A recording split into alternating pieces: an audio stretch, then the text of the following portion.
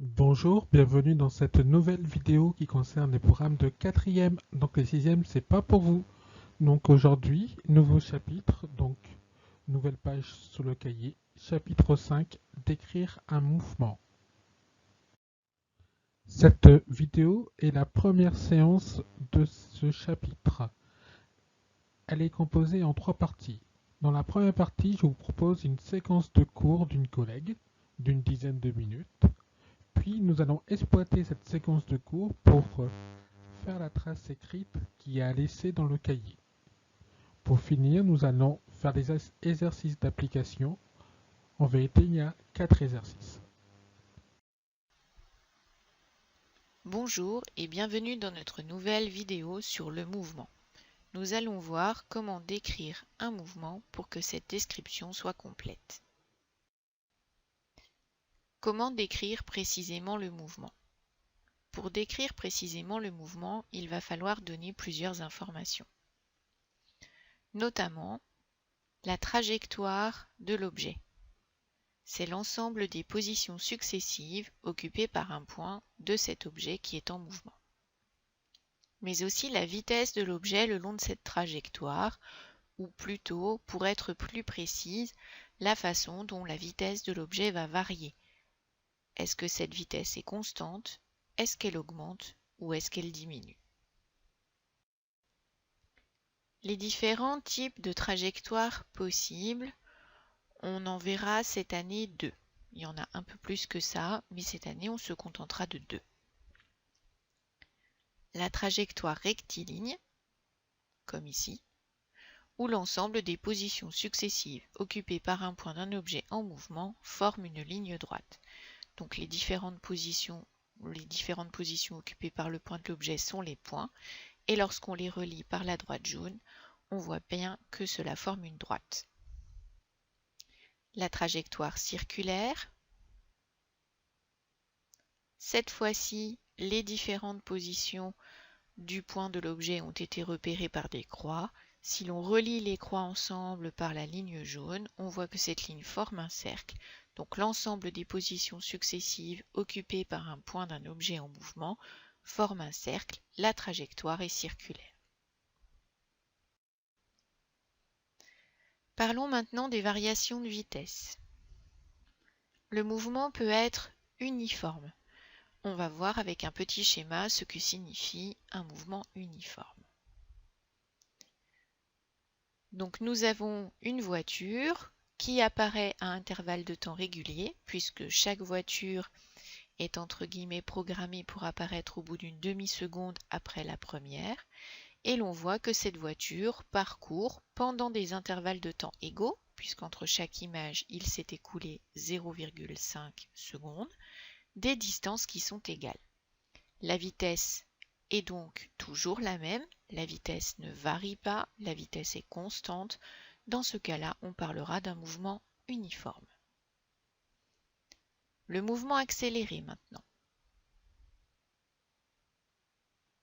Donc j'ai choisi volontairement des images qui apparaissent là encore toutes les demi-secondes, donc toutes les 0,5 secondes. Et pendant cet intervalle de temps régulier, vous voyez que l'écart entre les positions successives de la voiture augmente. On peut donc dire que la voiture parcourt des distances qui augmentent pendant des intervalles de temps égaux. Si pour le même temps, la voiture parcourt une distance plus grande, c'est donc qu'elle va plus vite. La vitesse a donc augmenté entre le début du mouvement et la fin. Donc, on a un mouvement accéléré. Il nous reste maintenant un dernier mouvement. Vous vous en doutez, le mouvement ralenti. Donc le mouvement ralenti que voici illustré. Là encore, les voitures apparaissent toutes les demi-secondes. On a des intervalles de temps égaux entre chaque position successive de la voiture. La voiture parcourt des distances qui sont de plus en plus petites. Si je parcours des distances de plus en plus petites pendant le même temps, c'est que je vais donc de moins en moins vite. La vitesse de la voiture aura cette fois-ci diminué. Le mouvement est ralenti. Faites attention à ne pas confondre la vitesse augmente, le mouvement est accéléré. La vitesse est constante, le mouvement est uniforme. La vitesse diminue, le mouvement est ralenti. Ne confondez pas ce que fait la vitesse avec le qualificatif du mouvement. D'accord ? La vitesse n'accélère pas, par exemple. Ce type de représentation du mouvement d'un objet peut être apparenté à ce qu'on appelle une chronophotographie et peut être utilisé pour faire des calculs de vitesse instantanée ou de vitesse moyenne. Je vous expliquerai comment tout à l'heure. Pour l'instant, je voudrais vous expliquer un petit peu ce que c'est qu'une chronophotographie. Donc en voici une. La première réalisée en 1882 par Étienne Jules Marais, qui était médecin et qui est né à Beaune. Donc un petit peu de chauvinisme, vous constaterez qu'il est donc bourguignon. Donc il s'intéressait au mouvement des êtres vivants et pour cela il a inventé une technique, la chronophotographie. Donc en fait il prenait des photos à intervalles de temps réguliers et ces photos étaient superposées sur la même plaque photographique. Donc chacun des pélicans que vous voyez dans l'image de gauche est une photo, mais on a mis toutes les photos les unes sur les autres. Un peu comme on le ferait maintenant dans Photoshop avec des calques. Vous prenez un objet et puis vous le collez à des distances qui évoluent en fonction de son mouvement, mais tout ça pris avec des intervalles de temps égaux, ce qui nous permet d'étudier le mouvement de l'objet. Si je reviens maintenant tout à l'heure à nos variations de vitesse, et au petit schéma que vous avez vu avec les différentes voitures, bien pour faire des calculs avec ce genre d'éléments, il suffit de rajouter un axe gradué représentant par exemple la distance en mètres. Il faudrait une échelle et avec une échelle on pourrait calculer soit la vitesse de la voiture en un point, ce qu'on appelle une vitesse instantanée, soit la vitesse du véhicule sur la totalité du mouvement, c'est-à-dire cette fois-ci une vitesse moyenne. Alors d'autres exemples de chronophotographie que l'on peut rencontrer de nos jours. Une chronophotographie illustrant le mouvement d'un ballon de basketball lorsque le joueur essaye de faire un panier. Il a réussi d'ailleurs. Ensuite, les mouvements de bras des personnes qui sont sur les porte-avions et qui guident les avions lors de l'atterrissage. Ici, un skieur acrobatique. Donc là, ça permet, lorsqu'on fait ce genre de photographie, de chronophotographie, d'étudier le mouvement pour étudier les placements et pour améliorer l'esthétique, etc. Surtout lorsqu'on fait de la compétition. Et quand on s'intéresse aux petites bêtes, eh bien par exemple, on peut avoir là ici l'envol d'une punaise et étudier la façon dont cet animal s'envole par exemple. Alors il existe d'autres supports d'étude du mouvement. Donc on a vu les chronophotographies qui, elles, nous permettent de voir notamment les trajectoires. On peut aussi faire des calculs de vitesse. Mais pour les vitesses, il existe d'autres types de supports. Donc soit un énoncé avec un tableau de valeurs indiquant temps et distance. Un autre tableau de valeurs, cette fois-ci, où on vous donne la vitesse en fonction du temps. Ou plutôt, la vitesse à des instants t différents. On peut associer à ce tableau de valeurs justement le graphique représentant la vitesse en fonction du temps. Et on peut avoir, au contraire, un graphique qui va représenter cette fois-ci la distance parcourue en fonction du temps écoulé. Donc je dis bien, c'est pas tout à fait, le titre est peut-être pas très bien choisi sur autre support d'étude de mouvement, c'est plutôt autre support permettant de qualifier la vitesse ou d'étudier la vitesse d'un objet, puisque je rappelle que pour définir le mouvement, il faut à la fois la trajectoire et les informations sur la vitesse. Donc si vous aviez ce genre de document dans un énoncé, il vous faudrait aussi une ligne expliquant la trajectoire suivie par l'objet ou alors sa chronophotographie. par exemple, ou alors une petite vidéo. Donc dorénavant, je décrirai le mouvement d'un objet en donnant bien sa trajectoire, donc la forme que donne l'ensemble des positions successives d'un point de l'objet, et des informations concernant sa vitesse. Est-ce qu'elle augmente? Dans ce cas-là, le mouvement est accéléré. Est-ce qu'elle diminue? Le mouvement est ralenti. Ou est-ce qu'elle est constante? Le mouvement est uniforme. Si le professeur le demande, je peux aussi indiquer la direction et le sens de déplacement. Alors la direction, à ne pas confondre avec le sens, la direction c'est verticale, horizontale, oblique, alors que le sens, ça va être de gauche à droite, de bas en haut, de droite à gauche, de haut en bas. Et si la trajectoire est circulaire, je ne vais pas dire de gauche à droite, puisque c'est circulaire, je vais plutôt dire dans le sens des aiguilles d'une montre ou le sens contraire des aiguilles d'une montre. Voilà, cette petite vidéo est terminée. Je vous remercie de votre attention et je vous dis à bientôt.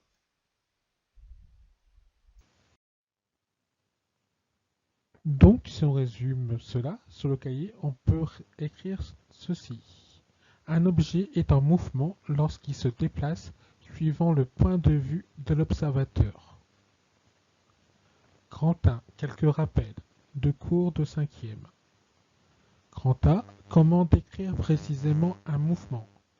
Si on désire décrire précisément le mouvement d'un objet, il faut indiquer la trajectoire de l'objet, c'est-à-dire l'ensemble des positions successives occupées par celui-ci. Et deuxième information à connaître, c'est sa vitesse. Elle peut soit être constante, c'est-à-dire qu'elle ne varie pas, soit augmenter, soit diminuer. Grand B, les deux formes de trajectoire que nous observerons cette année. Il y aura la trajectoire rectiligne, où l'ensemble des positions d'un point de l'objet forme une ligne droite, comme vous pouvez voir sur ces véhicules,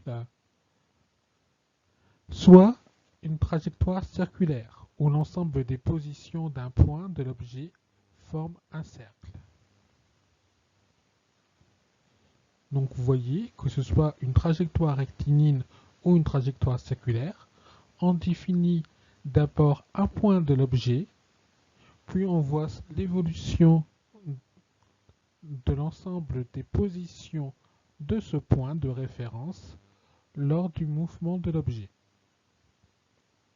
Si l'ensemble de ces points forme une droite, c'est une trajectoire rectiligne.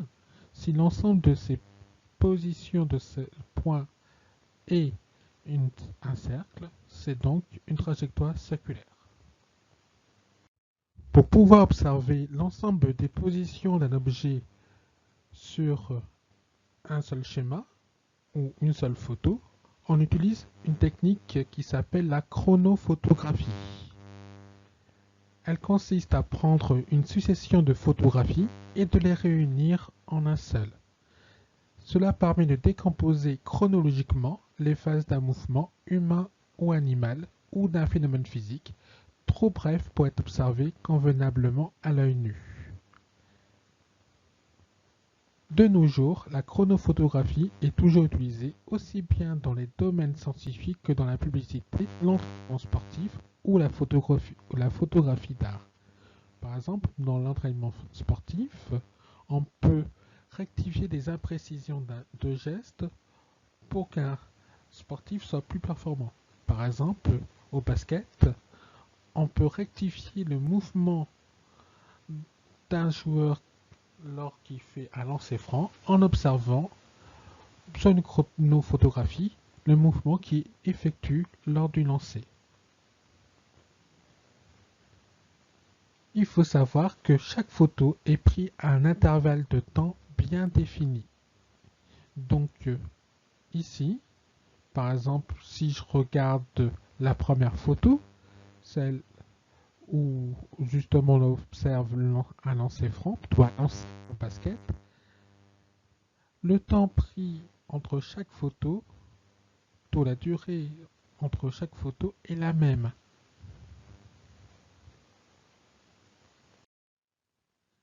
D. Les variations de vitesse. Grâce à une chronophotographie, on peut voir si un objet a une vitesse constante, accélère, c'est-à-dire que sa vitesse augmente, si sa vitesse diminue. Et dans ce cas-là, c'est un mouvement ralenti. Si durant des séquences de même durée, distances parcourues par l'objet sont identiques, alors la vitesse de celui-ci est constante. C'est le cas du véhicule vert sur le schéma du dessous. Si durant des séquences de même durée, les distances parcourues par l'objet augmentent, c'est le cas du véhicule rouge, alors la vitesse de celui-ci augmente. On dit que le mouvement est accéléré. Si durant des séquences de même durée, les distances parcourues par l'objet diminuent, alors la vitesse de celui-ci diminue. On dit que le mouvement est ralenti. C'est le cas du véhicule bleu. Maintenant, dernière partie de cette vidéo, les exercices. Ils sont en nombre de 4. À chaque fois, je vous propose l'exercice, donc son énoncé. Je vous demanderai de mettre la vidéo en pause le temps de faire l'exercice, puis de réactiver la vidéo pour avoir la correction. Et nous allons traiter exercice par exercice. Et comme je disais, ils sont en nombre de 4, de difficulté croissante.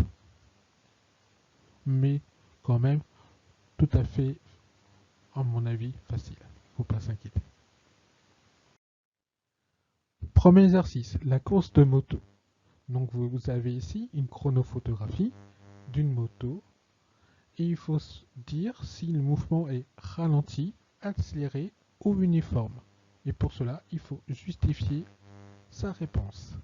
Donc je vous propose de mettre la vidéo en pause, le temps de faire l'exercice, puisque là vient tout de suite la correction de cet exercice. En commençant par donner une petite indication de méthodologie. Ici, pour pouvoir répondre à la question, nous allons suivre la méthodologie qui s'affiche à l'écran. La première étape, on va sélectionner un point de l'objet, ici le haut de l'étoile du casque. Puis, je marque d'un point les positions du point sélectionné. Je mesure si les distances entre ces points augmentent, diminuent ou restent les mêmes. Puis, suivant le cas, je donne la réponse. Donc, on marque les points et je vois que les distances entre chaque point augmentent entre les points. Et donc, dans ce cas-là, ça veut dire que le mouvement est accéléré parce que les distances entre chaque point augmentent au cours du temps. Cette méthodologie-là, en 4 parties, on va l'utiliser dans chaque exercice de ce thème-là. Deuxième exercice, la chute libre d'un objet. Donc ici, c'est une balle de tennis qu'on lâche à une certaine hauteur. Sur cette chronophotographie, les photos ont été réalisées tous les 100 millisecondes. Donc comment ça a été obtenu?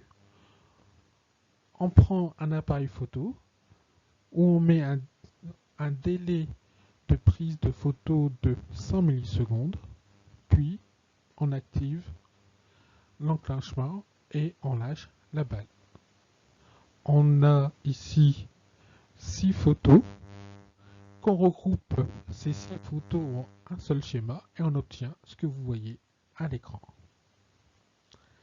Maintenant, si on veut répondre à l'exercice, il faut décrire en quelques lignes le mouvement de la balle et sa trajectoire. Donc il faut pouvoir dire si c'est une trajectoire linéaire ou circulaire et si le mouvement est accéléré, ralenti ou uniforme. Donc vous mettez la vidéo en pause parce que la réponse vient tout de suite. Donc si j'utilise la méthodologie développée dans l'exercice 10, je positionne les différents points sur la balle. je vais prendre comme point de référence le centre de la balle. Vous voyez que ces points sont alignés. Pour vous bien le montrer, j'ai tracé la ligne qui est juste à côté. Si je mesure les distances entre chaque point, je vois que cette distance augmente au cours du temps. Donc, comme les points sont alignés, le mouvement est rectiligne, et comme la distance entre chaque point augmente, le mouvement est accéléré. Conclusion, il s'agit d'un mouvement rectiligne accéléré, car les points sont alignés et que les distances entre ces points augmentent. Donc vous voyez, c'est pas compliqué comme exercice. Et ils le disent aussi. On passe maintenant au troisième exercice, le lancer de balle. Donc ici c'est du handi-basket. Et là, il faut observer le mouvement du ballon dans sa phase montante et lors de sa phase descendante. Donc on va devoir découper la trajectoire du ballon en deux parties.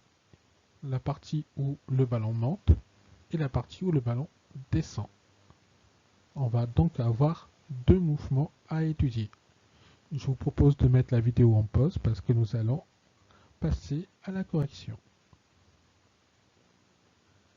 En utilisant la même méthodologie, je vais mettre des points sur les ballons. Vous voyez que le point le plus haut est cerclé de rouge avec un fond bleu. Pourquoi? Parce que ce point qui est le sommet de la trajectoire va me servir comme point final du mouvement de montée et comme point initial du mouvement de descente. Pour les points de montée, je les ai mis en rouge. Pour les points de descente, je les ai fait en bleu. Donc celui qui est tout en haut, il est à la fois rouge et bleu. D'où le bleu cerclé de rouge. Donc maintenant, si j'observe la forme de la trajectoire, je vois que j'ai une trajectoire qui est plutôt circulaire. Si je regarde la distance qu'il y a entre les différents points, cette distance diminue. Donc il s'agit d'un mouvement circulaire ralenti. Maintenant, si j'étudie le mouvement descendant, vous voyez apparaître ici le point en bleu. Je vois que j'ai toujours une trajectoire qui est plus ou moins circulaire, mais les distances entre les points augmentent. Donc on a un mouvement qui est circulaire, mais accéléré.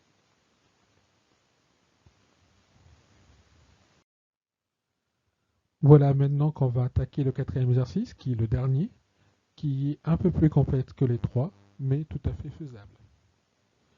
Donc ici, vous avez à associer une chronophotographie avec une courbe d'évolution de la vitesse par rapport au temps. Donc si on étudie les courbes A, B, C, V c'est la vitesse. Il est en ordonnée et en abscisse vous avez le temps. Donc si vous regardez la courbe A, vous voyez que la courbe elle augmente. Elle monte. Ça veut dire que la vitesse augmente au cours du temps. Pour le B, vous voyez que la vitesse est une droite horizontale par rapport au temps, c'est-à-dire que la vitesse elle est constante au cours du temps. Et pour le C, vous voyez que la courbe elle est descendante, ça veut dire que la vitesse diminue au cours du temps. Donc là c'est une petite aide en maths, mais on vous demande de mettre la vidéo en pause et de pouvoir prendre du temps pour résoudre cet exercice. Donc, si on analyse les différentes chronophotographies, on voit que pour le 1, la distance entre les objets, c'est-à-dire le coureur, sont identiques. La vitesse est donc constante. Pour la chronophotographie numéro 2, la distance entre les objets augmente. Donc la vitesse augmente. Pour la chronophotographie 3, la distance entre les objets diminue, donc la vitesse diminue. Et comme je le disais dans mon petit aide en maths, pour le petit a, la vitesse augmente au cours du temps. Pour le petit b, la vitesse reste constante au cours du temps. Et pour le c, la vitesse diminue au cours du temps. Donc si je veux associer une chronophotographie à une des courbes, la 1, la vitesse elle est constante. La b, la vitesse elle est constante. Donc on va associer 1 et b. De même, le 2, où la vitesse augmente, je vais l'associer à A. Et le 3 à C. Voilà, donc ainsi finit cette vidéo. Je vous souhaite une bonne fin de semaine et je vous dis à la prochaine. Au revoir.